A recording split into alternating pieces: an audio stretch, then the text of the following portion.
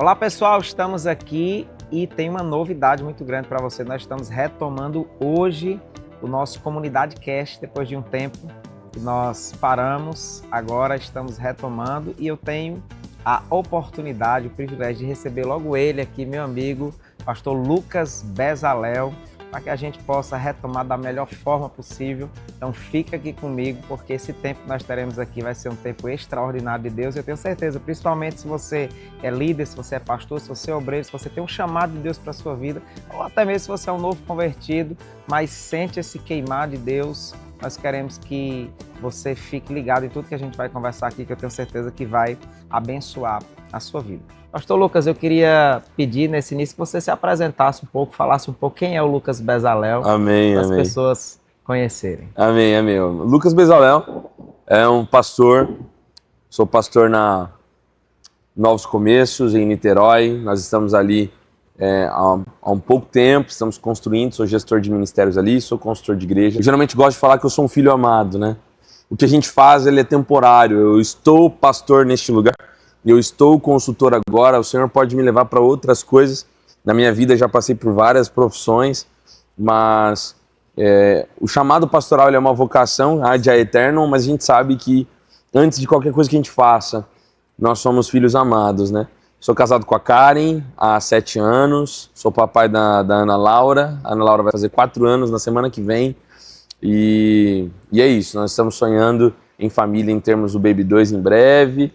Estamos aí construindo esse tempo. Acho que o Lucas é isso. Que bênção, glória a Deus. Os filhos são bênção, são a herança do Senhor. É verdade. E eu vou orar para que venha mais uns 3, 4 aí, viu? Amém, oh, aleluia, recebo. Glória a Deus. Eu queria começar então fazendo uma pergunta que eu sei que é algo que move o seu coração, que é, pastor, poder ajudar as igrejas, os pastores, os líderes a de fato cumprirem o propósito de Deus, né? A missão, visão, ter muito claro os valores. E eu sei que nós temos hoje uma cultura muito grande, que não é só no Brasil, mas no Brasil também está muito arraigado, que é uma cultura de pessoas que são frequentadores de culto. São consumidores da igreja, né, de uma forma geral. E por que você acha que nós temos, então, assim, tantos frequentadores de culto? Hoje o evangelho tem crescido, né, nominalmente, bastante no Brasil, mas poucos discípulos de Cristo verdadeiramente.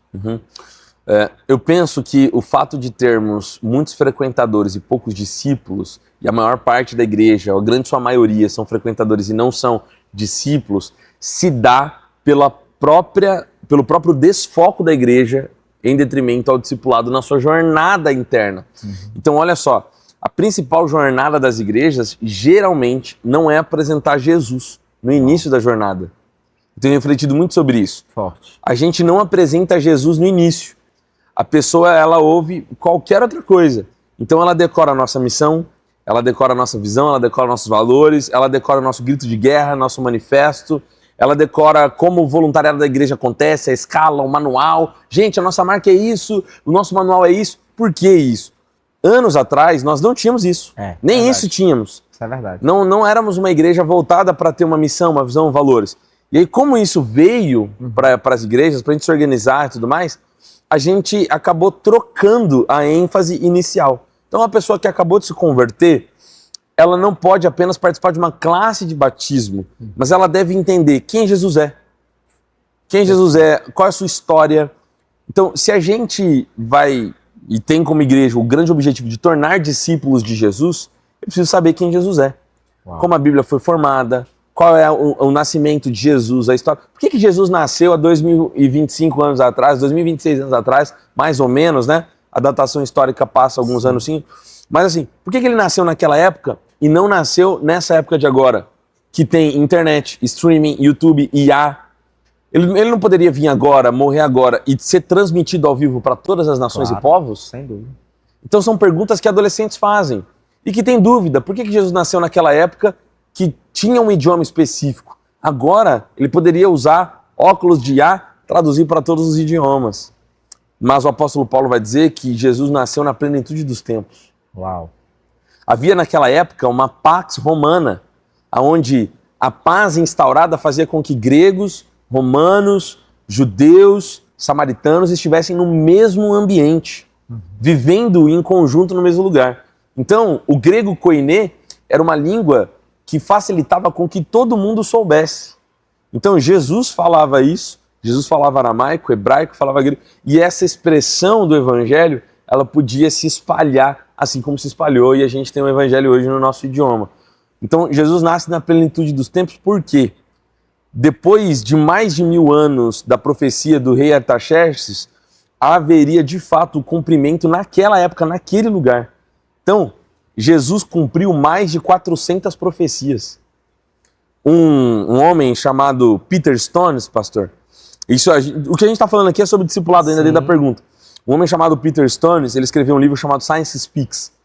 Ele é um cientista especialista em probabilidade.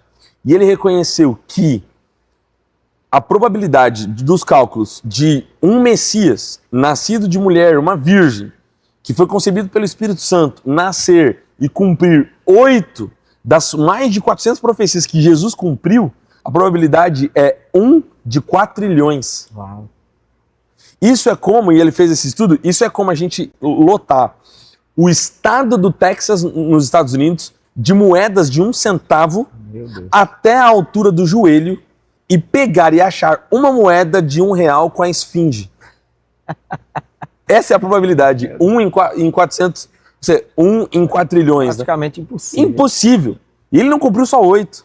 Essas 8 são, ele nasceria de uma virgem, ele viria de Belém, ele viria de Nazaré, ele entraria em Jerusalém montado em um jumento.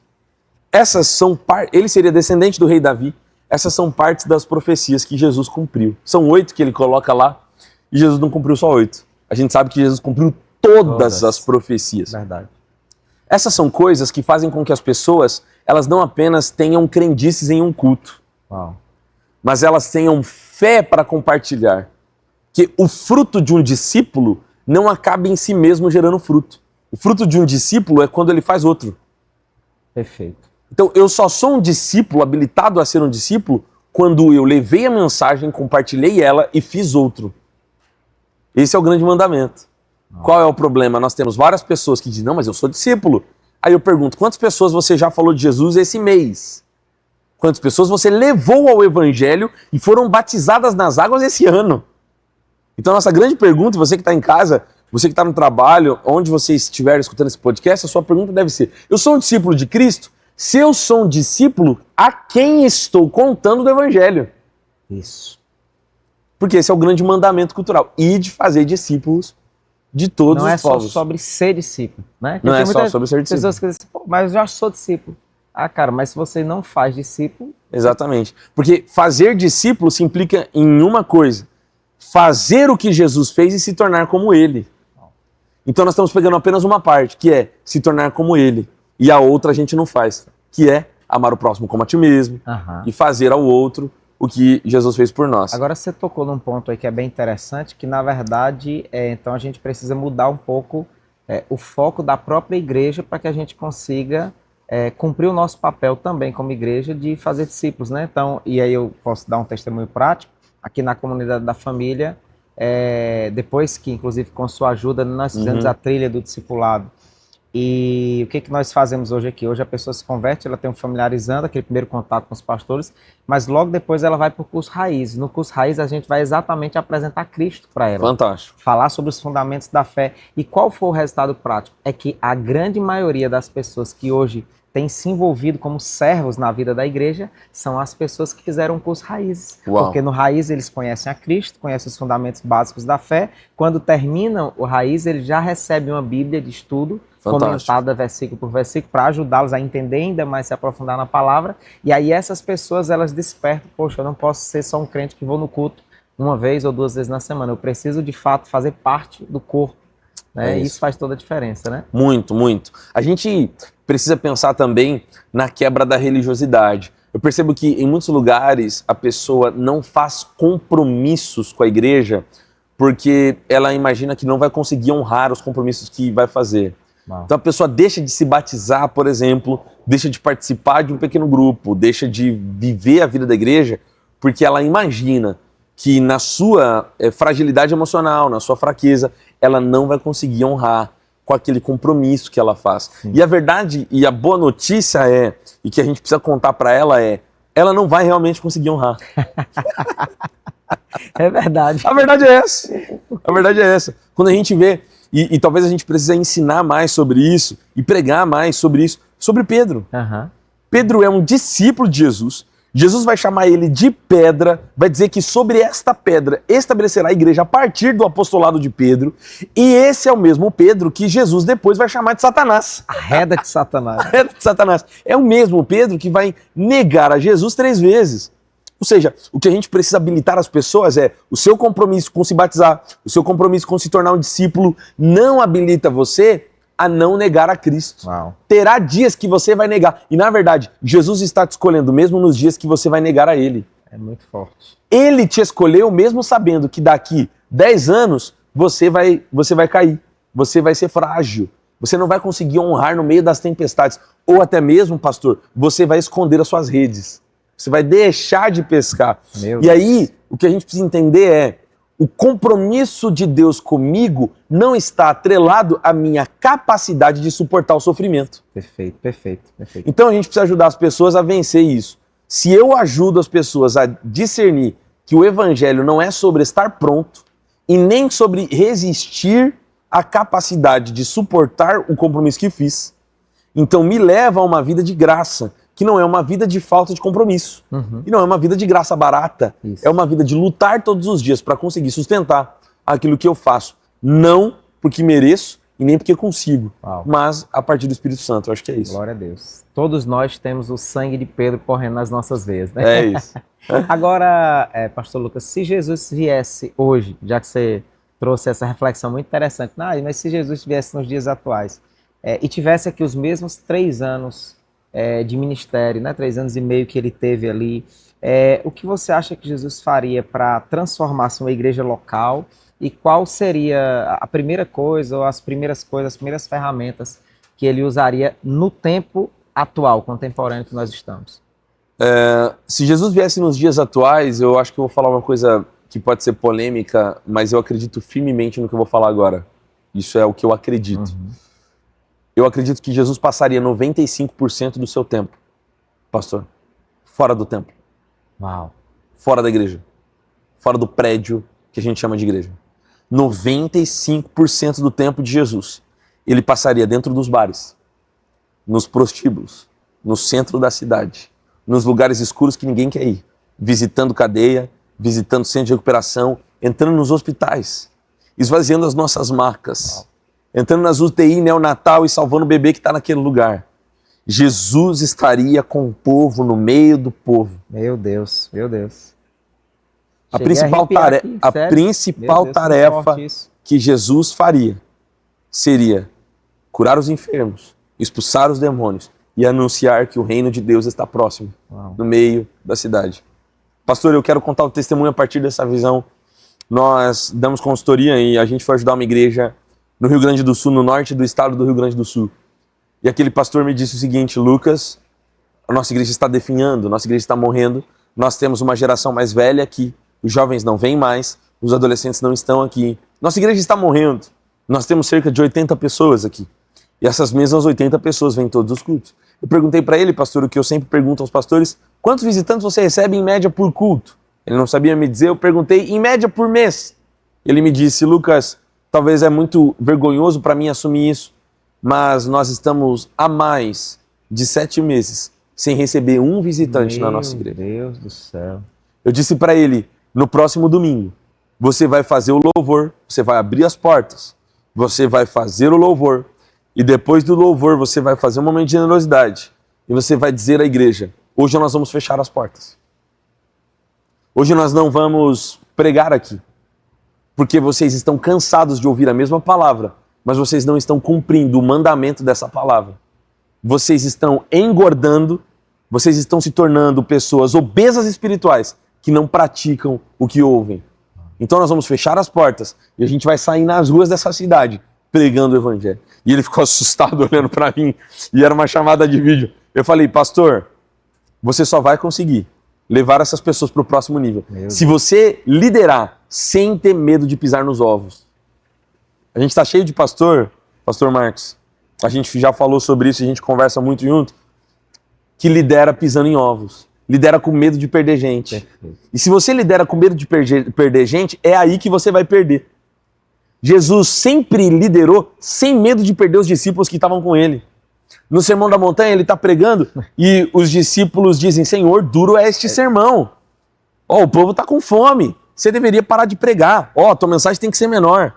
E Jesus olha para eles, o Filho do Homem não tem onde recostar a cabeça. Vocês querem ir embora com eles? Vai embora também.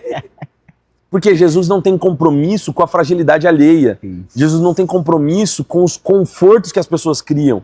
Jesus gera grandes líderes, criando neles o desconforto necessário para eles crescerem.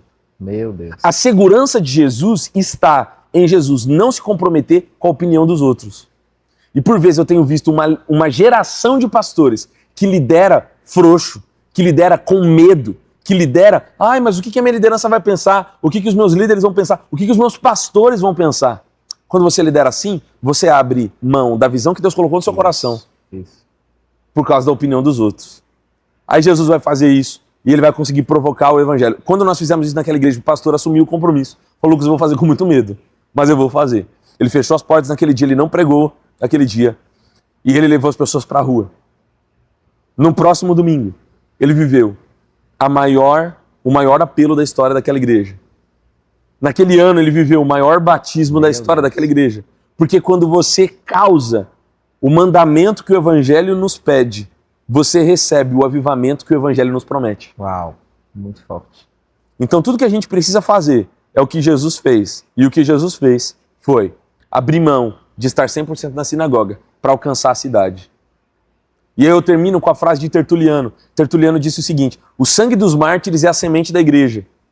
E ele disse, nós estamos preenchendo tudo que vocês têm, vossas praças, vossos fóruns, vossos governos, vossos parques, todos os lugares e as suas prefeituras. E ele diz o seguinte, Tertuliano, ele escreve essa carta e manda para Roma, porque Roma está perseguindo a igreja no século II.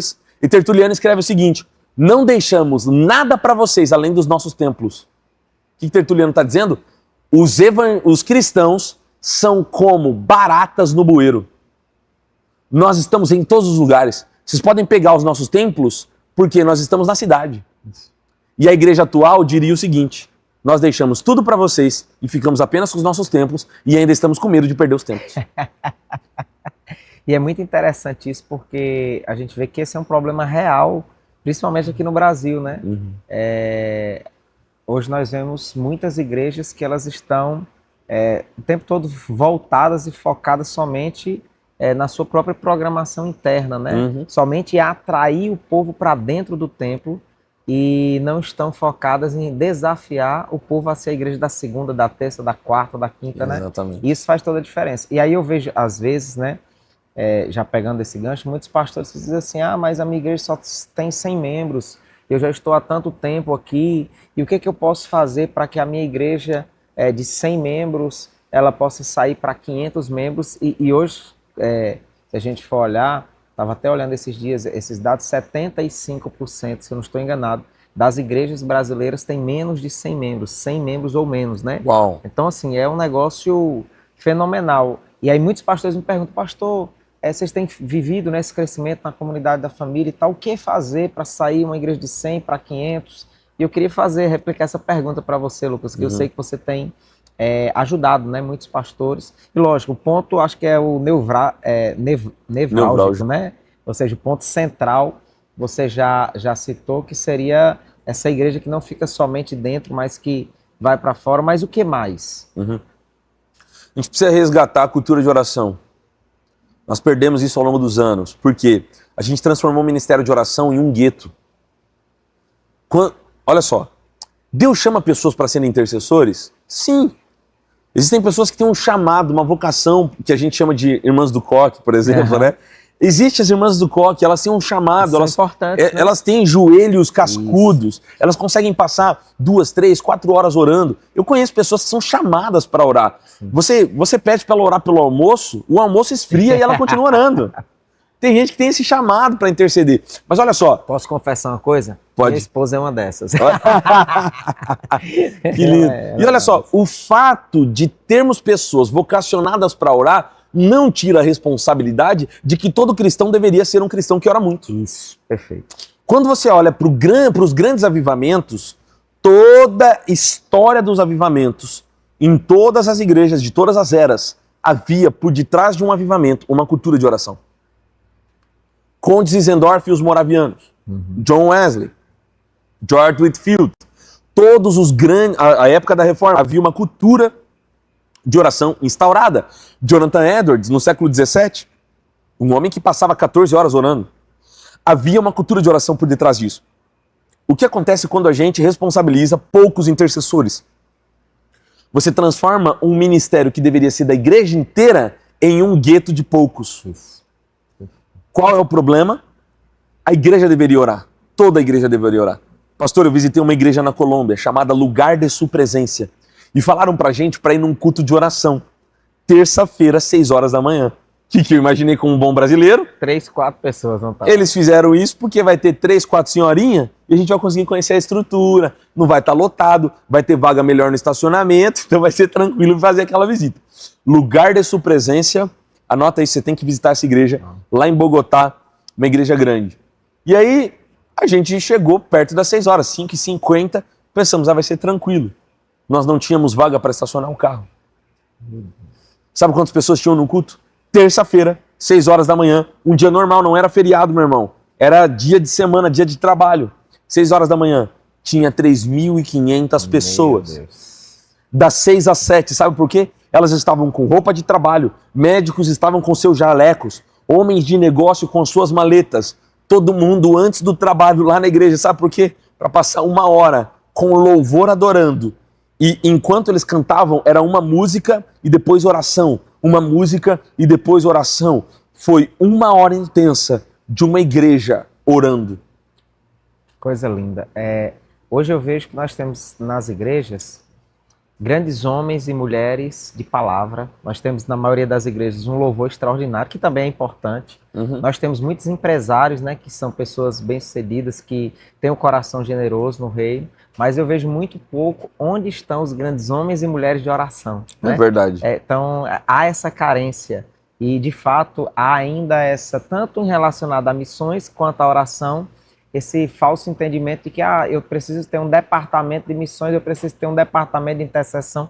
E aí a gente acaba projetando em poucas pessoas aquilo que deveria ser o papel de toda a igreja. Né? De todos. Então, fantástico isso. E eu quero adicionar mais uma coisa nessa realidade da quebra do bloqueio, ou melhor, a gente pode chamar de barreira dos 100 membros, né?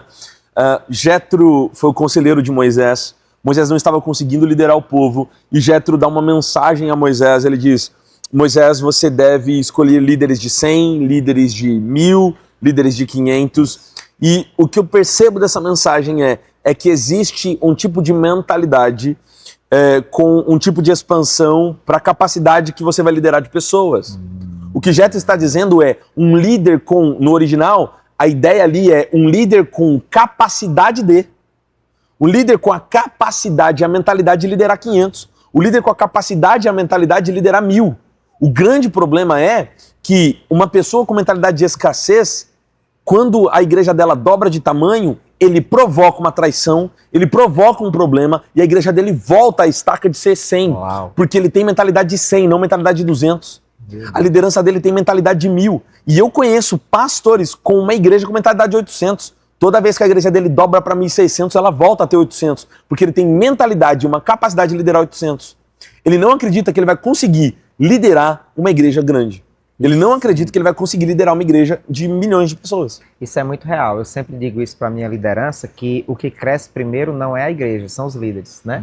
Porque Deus nunca vai fazer com que a igreja seja maior do que a sua capacidade de liderar, né? Então é muito forte isso. Às vezes o líder está, Senhor, manda 500, mas será que a tua mentalidade como líder já está ajustada, né, para ter 500 pessoas? Exatamente. E toda a mentalidade de um líder que não é escravo dessa pequenez ou dessa escassez, ele assume riscos para colocar o pé na água, acima da capacidade de quem é escravo.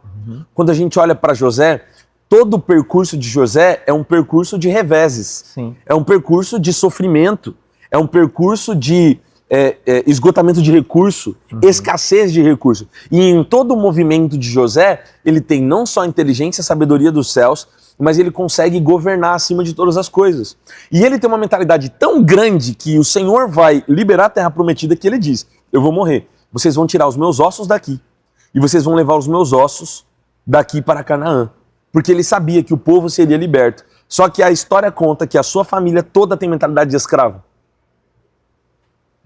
E por conta disso, quando ele morre, levanta um novo faraó e o povo volta a ser escravo. A mentalidade morre com José. Meu Deus. Ele conseguiu liberar a unção e liderar a unção dele no tempo que ele estava, mas ele não conseguiu reproduzir a mentalidade dele no outro. Moisés consegue reproduzir um líder em Josué, mas não consegue reproduzir a intimidade que Moisés tinha na vida de Josué. Sim, sim. Josué não falava com Deus face a face como Moisés falava. Embora Josué estava sempre à beira da tenda. Isso nos mostra que reproduzir uma liderança não é o mesmo do que reproduzir uma mentalidade. E esse acho que é um dos maiores desafios. Um dos maiores desafios. É de fato passar o legado para a próxima, né? Um dos maiores desafios é a gente conseguir reproduzir não apenas tarefas, não apenas princípios, não apenas fundamentos, mas uma mentalidade. Alguém que pensa como você pensa, alguém que é visionário como você é, alguém que consegue assumir riscos como você e alguém que faz aquilo que você faria. Uau. Agora, o outro lado também, outra face da moeda, é que existem, né, hoje no Brasil, muitas igrejas que têm crescido com consistência e crescido de uma forma saudável, não só como um inchaço, porque existe essa diferença, né? Sim. Entre crescimento real e inchaço. E aí a pergunta é, o que essas igrejas têm feito que a maioria das igrejas não tem feito e que tem, de fato, trazido esse resultado de um crescimento constante? E aí, quando eu falo crescimento, não é só um crescimento numérico de membros, né? Mas um crescimento, de fato, de relevância, né? Acho que a primeira coisa que eu imagino, e hoje isso está muito em alta e a gente precisa falar sobre isso, é que esses líderes entenderam que dinheiro é importante. Nós temos um tipo de geração religiosa que, em nome de uma falsa humildade, em nome de um falso discipulado, acredita que a gente precisa fazer o voto da escassez ou da pobreza. Meu Deus. E quando a gente vive isso, não, a gente tem que ser simples. Ok, mas você tem que pagar a conta de luz. A gente tem que ser simples, mas tem que pagar ar-condicionado. A gente tem que ser simples, mas para você fazer uma comunicação que você alcança pessoas que estão longe, você precisa pagar um bom designer. A gente tem que ser simples, mas o cantor que canta no culto, ele também tem família para sustentar. Sim. O baterista também tem família, o tecladista também. A gente tem que ser simples, mas os nossos comunicadores também precisam sustentar a família deles. Aí o que a gente faz? A gente tenta escravizar e sobrecarregar voluntários que não recebem por isso, para estar ali de segunda a segunda, pela igreja, em prol de um amor que a gente está pregando, mas a gente não está valorizando o que Jesus valorizou. Meu Deus. Quando tinha que pagar imposto, Jesus foi lá, pegou um peixe, abriu o peixe, pegou aquela moeda e pagou. O que é de César, o que é de Deus é de Deus. Quando Jesus tinha que multiplicar recurso, ele multiplicou recurso.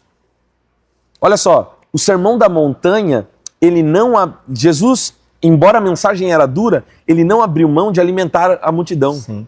Alimentar a multidão era necessário. E isso só aconteceu porque ele provocou generosidade nas pessoas. As pessoas leem o texto e elas imaginam que, tendo dado graças, partiu o pão e ali a multiplicação aconteceu. De repente apareceram milhares de pães. Não foi assim. Tinha um cesto, 12 cestos. Na medida que esse cesto compartilhou com você, aí esse cesto você compartilhou com outro. Por isso que o evangelho e a oração não é do Pai meu. Pai meu, me dá o pão que é meu. Uau. E me dá o evangelho que é meu. Não. A oração do Pai é a oração do Pai que é nosso. Eu tenho que aprender a dividir o Pai que não é só meu, o Pai que é nosso. Eu tenho que aprender que o pão não é só meu, o pão é nosso. O evangelho é uma mensagem de algo que é repartido. E nós estamos pregando o evangelho de consumo. O evangelho que é o Pai meu, a conferência minha, o Deus que fala comigo, a promessa que é minha, o Deus que fala com a minha família. Eu assisti um vídeo, hoje pela manhã, de uma mulher em um podcast famoso, e ela dizendo o seguinte: eu não quero ser mãe. Por quê? Porque eu não quero amamentar. Porque eu quero viver sozinha, porque eu quero ter as minhas coisas, o meu tempo. Eu não me imagino entregando a parte do meu corpo para o outro. Essa esse é o evangelho dessa sociedade. O evangelho dessa sociedade prega, consuma para si mesmo e não faça nada para o outro. E se você não compartilha, não multiplica. Se você não compartilha, não multiplica. O grande evangelho e a grande máxima das igrejas que crescem é que elas ensinam a sua geração, as pessoas que estão ali, a serem generosas com seus recursos e a compartilharem com os outros. E isso é ser igreja. Isso é ser igreja. Então, eu falei para vocês que a mentalidade é que dinheiro é importante. Só que o dinheiro é importante não para a gente assumir que as pessoas precisam lidar com a igreja como se fosse um negócio. Sim. Como se fosse uma empresa. Como se o pastor fosse um CEO. Muito pelo contrário. É na generosidade que Deus atua. É na generosidade que Deus faz as coisas. Então, quando você provoca a generosidade nas pessoas, você vive multiplicação de recursos. Amém. E na multiplicação de recursos, você consegue fazer o que a igreja pequena não consegue. Você consegue trazer um cantor, você consegue trazer um pregador. E mais do que isso, você consegue, na multiplicidade de recursos, pagar uma cesta básica para alguém, alimentar os famintos e provocar a justiça, pagar uma conta de água, uma conta de luz de um irmão carente. E é isso que é ser igreja. Então, eu acredito que o que tem feito, de fato, a grande diferença nas igrejas consistentes que crescem é entender que generosidade é importante e também organização e excelência é importante. Eles não abrem mão da excelência. Excelência é um objetivo, é um princípio, é um fundamento e manifesta a glória de Deus. Isso. Então você vai numa igreja pequena, você chega no banheiro, tem teia de aranha no banheiro. Você olha na parede, perto do púlpito, eu visitei uma igreja esses dias, e eles estão na inauguração. Pastor, tinha mancha de tinta no palco. Eu chamei o pastor e disse, isso é inadmissível. Você não pode fazer isso, você não pode permitir com que isso aconteça. Eu fui numa igreja no norte do nosso país, cheguei lá, e eles estavam fazendo uma conferência e levaram vários pregadores. E aí, eu fui ao banheiro, e o espelho do banheiro estava todo cheio de ranhuras, estava trincado. Eu falei, a partir de hoje, amanhã você vai lá e vai comprar um espelho novo. Por quê? As pessoas estão vendo como você trata a casa de Deus. A forma como você trata a casa de Deus vai denotar como você vai tratar elas como ovelhas. Uau, uau. Todo mundo está vendo. Se você está tratando as paredes que são de Deus, onde Deus vai habitar no prédio, que Deus não habita no prédio, mas Deus visita um prédio. Sim. Se você está tratando as coisas de Deus e os lugares onde Deus pode visitar com mediocridade, quiçá como você vai tratar as pessoas. E talvez, assim, alguns pastores possam assistir, líderes, né? E com certeza vão, e perguntar, mas é muito fácil falar isso quando você está numa igreja grande, tem muito recurso e tal. Só que, na verdade, não é sobre somente ter recurso. Porque a gente sabe que, na verdade, toda igreja, até as grandes, passam por limitação de recursos. Eu entendo exatamente isso que você falou, que é uma questão de uma cultura, né? A cultura da excelência. Eu falo muito que a excelência, que é o padrão dos céus, honra a Deus, inspira as pessoas, e que ser excelente é fazer aquilo que eu posso, na condição que eu tenho, até ter condição de fazer ainda melhor. É isso. E aí muitos pastores podem estar assistindo, líderes, e pensar assim, mas ok, por onde vocês falaram tantas coisas aí, mas por onde eu devo começar? Se eu tenho um tempo curto para poder fazer esses ajustes, né? Eu quero conjecturar aqui, digamos que o pastor tem 90 dias para ajustar a igreja, para poder fluir nesse propósito, nesse novo tempo. Aí, por onde você acha, pastor Lucas Bezalel, que esse pastor deveria começar? Primeiro, pregando. Tudo começa a partir da sua prédica, da sua pregação. Você deve pregar sobre isso. Você não deve negociar a pregação do evangelho completo. Não apenas um evangelho que está retido a uma só coisa. A gente está tendo muitas igrejas que estão se polarizando. Então ela escolhe um setor e só prega sobre isso. Eu só vou pregar sobre salvação. A outra só prega sobre cura, daí já é um problema. A outra só prega sobre avivamento, aí é um outro problema. O evangelho é o evangelho completo para o homem completo. Você tem que pregar sobre tudo. Então você tem que pregar sobre generosidade. Então a provocação que eu faria é: crie uma cultura e faça uma série de mensagens sobre generosidade. Uau. Leve as pessoas a uma série sobre evangelismo. Leve as pessoas a evangelizarem, a convidarem os outros, a abrirem suas próprias casas, a pregarem o evangelho. E leve as pessoas a essa cultura de excelência. Então, quando você prega sobre isso, você leva as pessoas a uma mudança prática de cultura. Outra coisa que eu diria: invista em comunicação. Se você não tem recurso para investir em nada. E talvez uma única coisa. O pessoal do time de comunicação das igrejas vai gostar dessa parte aí. Vai lá, vai lá. Eu diria que depois de você investir, existem igrejas que investem em som mais do que investem em comunicação. Existem igrejas que investem em estrutura física mais do que investem em comunicação. Eu diria, invista em comunicação. Uau. Invista muito em comunicação. Comunicação é a prioridade, é a forma como você fala com as pessoas, é a forma como você fala com a cidade, é a forma como você fala com... O líder de comunicação tá aqui, ó, agradecendo, glorificando aqui. Fazendo festa, né?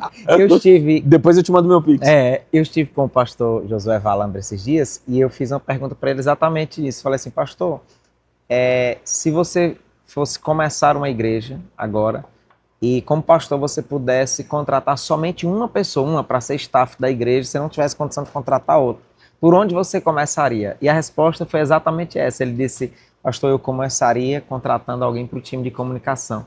E eu concordo 100% nisso porque nós temos a mensagem mais importante da face da terra, que é a mensagem do Evangelho. Sim. Mas se eu não souber comunicar isso para essa geração, né, se eu não souber fazer essa comunicação, de nada adianta, né? Então, exatamente. Às vezes tem pessoas que têm essa mensagem do Evangelho de uma forma muito poderosa, mas não estão sabendo comunicar. Uhum. Quando a gente olha para Jesus e a escolha dos discípulos, é bem interessante porque... a gente usa uma máxima, né? Quando uma história ela é muito exagerada, quando uma história é muito grande, a gente fala que é a história de pescador. A gente usa essa expressão, né? Ah, cara, para a história de pescador, pô. Porque, cara, eu pesquei um peixe grande e tal. E parte dos discípulos de Jesus eram pescadores. Jesus escolheu intencionalmente, porque ele sabia que esses homens, eles levariam a mensagem enquanto eles estivessem com as suas redes, agora pescando homens. Eles eram pescadores, conhecidos de todas as pessoas. Eles levariam essa mensagem para todos os lugares, para todas as povos. Então, nós temos que, de fato, selecionar comunicadores, pessoas que vão comunicar o Evangelho. E aí nós falhamos. Por quê?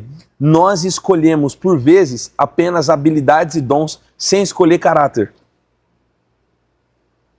E aí a gente tenta selecionar habilidade e depois treinar caráter. É um dos nossos maiores problemas. A gente deveria selecionar caráter e treinar habilidade. Uau, muito forte isso. Seleciona caráter e treina competência. O problema é que a gente pega alguém que tem muito dom e depois vai tentar avaliar o caráter. Aí quando você vê um cara mentiroso, ladrão, é alguém que não tem compromisso com a igreja e é alguém disciplinado. Então, pastor que está me ouvindo, líder, você não deve escolher a partir da habilidade que a pessoa tem, mas a partir do seu caráter. Isso. Se ele é alguém apaixonado por Deus, é alguém que tem caráter, que tem fruto, que é paciente, que é perseverante, que segue os princípios do Senhor, as outras habilidades você treina. Muito forte. Caráter é muito mais importante do que a habilidade. Caráter é muito, porque caráter é difícil de mudar, habilidade é treinável. Uma outra pergunta acerca, e tem tudo a ver com o que a gente está falando, acerca da igreja brasileira, né? Se você pudesse assim, enumerar talvez um grande problema, talvez o maior problema hoje da igreja brasileira, mas um problema que ninguém está discutindo hoje, o que você falaria? Acho que é a síndrome de vira-lata.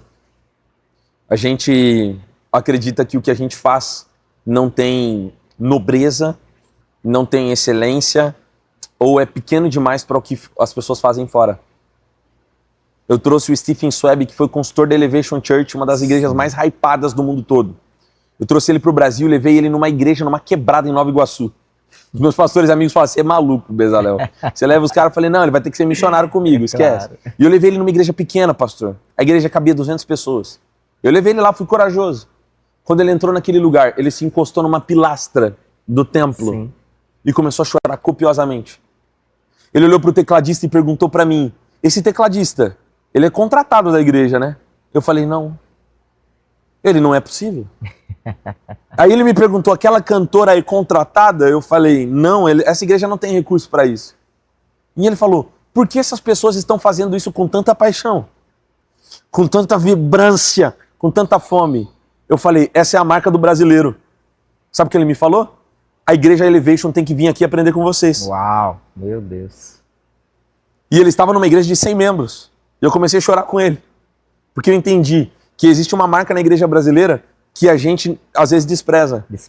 Nós temos uma paixão, uma violência de espírito, uma vibrância e uma fome que a igreja americana não tem. Eles só fazem o que eles fazem porque tem recurso, têm abundância de dinheiro e são contratados para fazer. Porque se não fosse pelo dinheiro, eles nem fariam o que eles estão fazendo. Existe algo que eles estão fazendo lá que é plano de carreira. Aí a gente se mata para tentar imitar pessoas que não têm a paixão que a gente tem. Uau. Eles estão loucos para aprender o que a gente tem. E a gente está louco para imitar o que eles têm. Meu Deus. Eles estão indo na contramão tentando nos imitar. E a gente está indo na contramão tentando imitar algo que eles se perderam. Eles estão dando marcha ré. Se você falar com qualquer pastor americano, eles estão tentando dar marcha ré. E eles estão tentando avisar a gente. Isso é verdade. O pastor Marcelo Hortense falou, numa viagem que eles fizeram para igrejas americanas, eles falaram, a gente está retornando. A gente está tentando voltar à essência. A gente não está tentando ir para frente. Daquilo que a gente já é, né? Do que aquilo que a gente já é. A gente não está valorizando, olhando para aquilo que gostaríamos de ser. Exatamente. E é o que a gente faz em prol da nossa cópia de uma essência que a gente acha que não tem. Nós estamos reproduzindo apenas eventos. Evento crente, evento para crente. Desse jeito. Conferências para crente. Eventos e eventos, e a gente vai de conferência em conferência. E não tem problema nenhum, pastor, você fazer conferência na tua igreja. Não tem problema nenhum você fazer um evento. Eventos são importantes, conferências são importantes. Mas a gente esquece de fazer o básico. Isso, perfeito. E a gente está esquecendo de fazer o que a gente sempre foi chamado para fazer, que é evangelismo. Eu creio que se a gente fizesse das 10 conferências que a gente faz no ano, das 10, a gente transformasse 7 dessas conferências em atos de evangelismo dentro dos bares, dentro dos lugares da cidade, as nossas igrejas triplicariam de tamanho. Eu creio nisso. Aqui na comunidade da família, Deus tem movido exatamente o nosso coração para isso. Maravilhoso. Para entender que nós precisamos cada vez mais sair, comunicar o evangelho fora. Isso é maravilhoso. E é interessante quando a igreja começa a se mover, Deus vai alinhando propósitos, né? Sim. Deus vai trazendo pessoas que se conectam com esse propósito que é dele, para que a igreja possa impactar os bairros, as periferias, as pessoas que nunca entrariam dentro de um templo, de uma conferência dessa para a igreja, mas que a igreja precisa ir lá resgatar, buscar e ser essa igreja, né? E olhando para o futuro agora da igreja, o que mais te preocupa com a igreja brasileira, já que a gente tocou nesse ponto, pensando assim no cenário para os próximos 10 anos, o que você poderia elencar que seria uma grande preocupação que a gente precisa urgentemente corrigir a rota? A ausência de paternidade e a fragmentação da nova geração. Isso é o que me preocupa muito. A geração alfa e a geração beta são nativos de inteligência artificial. Eles questionam todas as decisões. Eles questionam tudo que a gente está fazendo. Isso. E eles estão cansados de um evangelho maquiado. Meu Deus. Eles estão cansados de uma pregação pronta.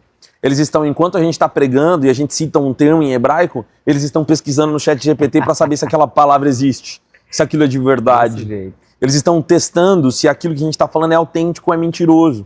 Eles cansaram de uma liderança que é maquiada, que não é verdadeira. E essa é uma geração órfã de pai e mãe.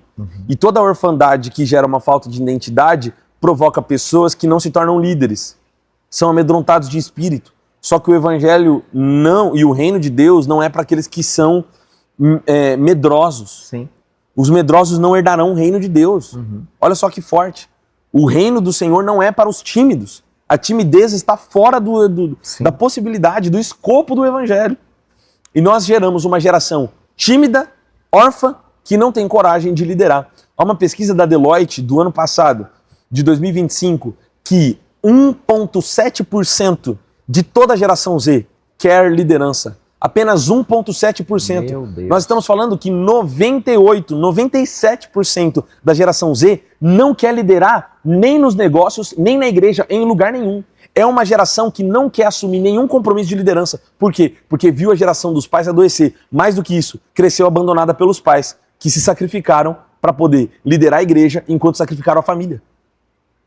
Quando a gente olha para a história de Moisés, pastor, a gente vê sempre a mãe dele.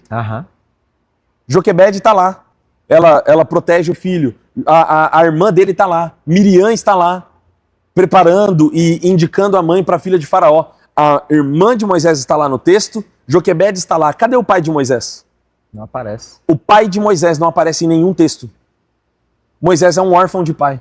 O pai não protegeu ele quando ele mais precisava. O pai não confrontou e não protegeu ele de Faraó quando ele mais precisava. O pai sumiu. Isso gera o quê? Um marido de sangue para a esposa dele, lá na frente, para Zípora. Quando ele tem que circuncidar um filho, ele não circuncida, porque ele é um homem que não tem coragem. Uau. E quando Deus confronta ele para ter coragem, ele exagera na sua atitude.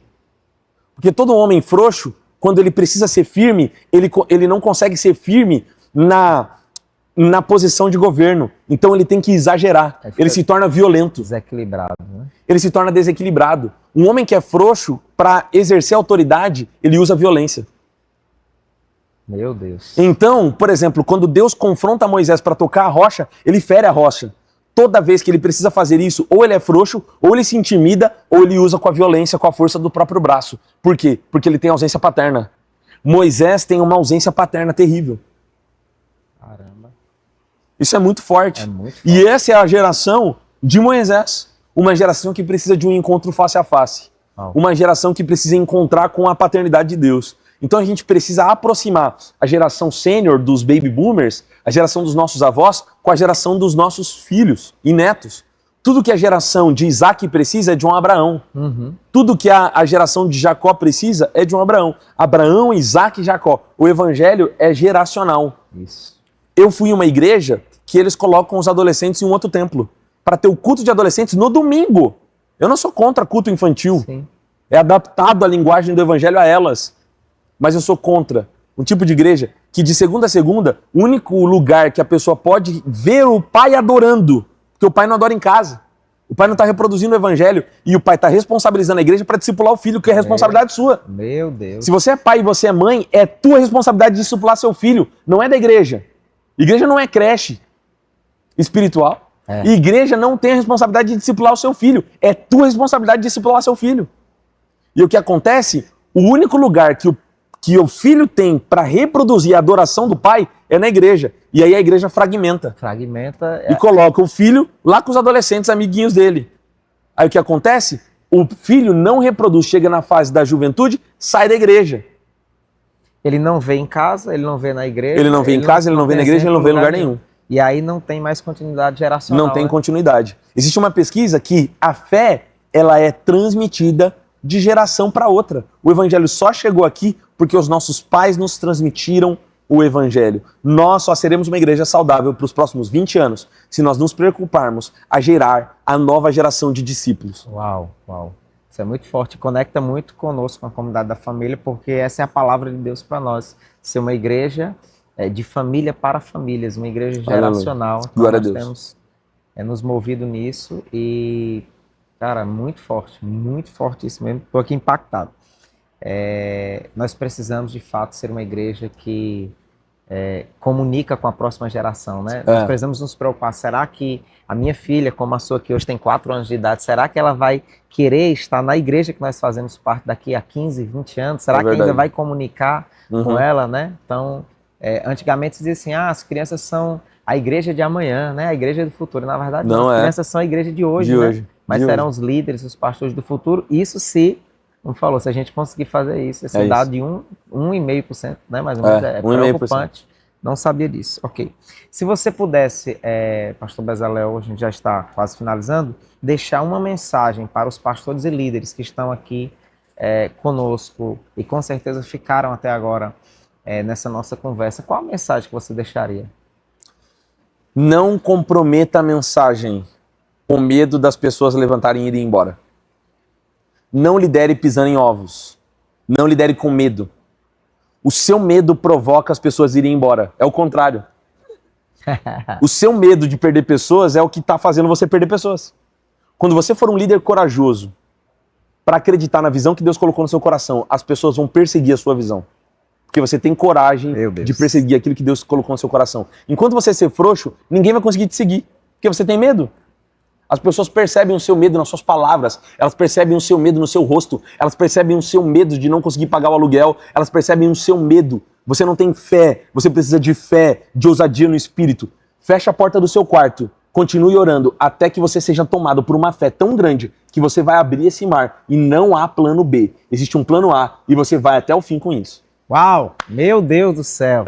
É muito forte, muito forte. Gente, nós vamos ter que finalizar. Mas eu quero fazer aqui uma dobradinha bem rápida. Aqui eu vou falar algumas palavras, né? E eu queria que você rapidamente falasse o que isso representa para você. Pode ser? Pode. Muito rápido. Não vai dar tempo de pensar. Eu falar e você responde. Tá bom. Combinado? Então vamos lá. Sobre o amor. Fala aí, um amor. Minha esposa. Ah, tá certo, né? Uma dor.